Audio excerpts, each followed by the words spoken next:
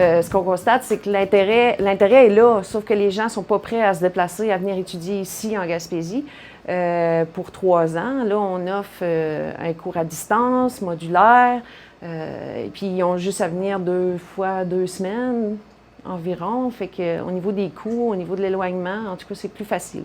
Puis c'est un gros avantage, sinon on n'aurait pas de cohorte, probablement qu'on ne travaillerait pas. C'est pas plus compliqué que ça.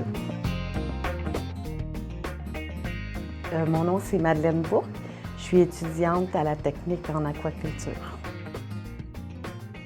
Moi, je n'ai pas vu aucune différence quant à la qualité. C'est juste l'interaction qui fait drôle parce que quand tu es à la maison, l'avantage, c'est que tu vois tout le monde. Tandis que quand tu es en présence, bien, tu vois le prof, mais les autres sont comme plus loin, là.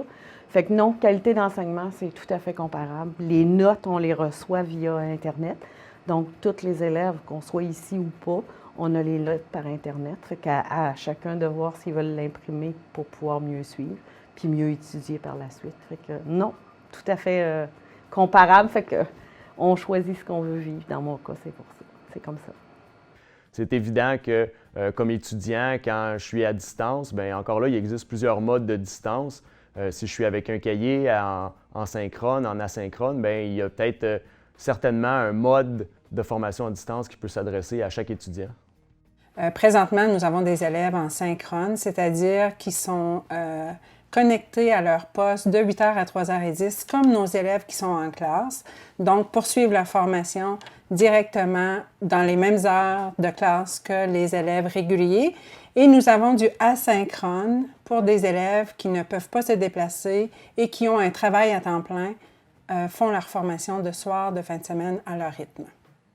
Lorsque l'élève a un besoin d'enseignement ou de formation, il nous envoie un petit message au niveau du clavardage de la plateforme VIA. On inscrit leur nom au tableau parce que c'est de l'enseignement individualisé qu'on a ici. Et lorsqu'on est rendu au nom de l'élève qui est à distance, on s'installe devant notre écran ou au téléphone pour répondre à ces questions.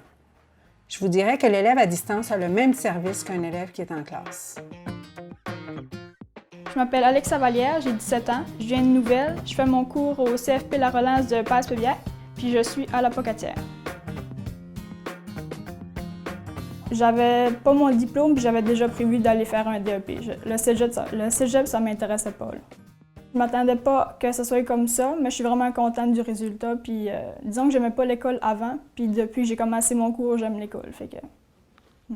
Ouais, ça fonctionne très bien.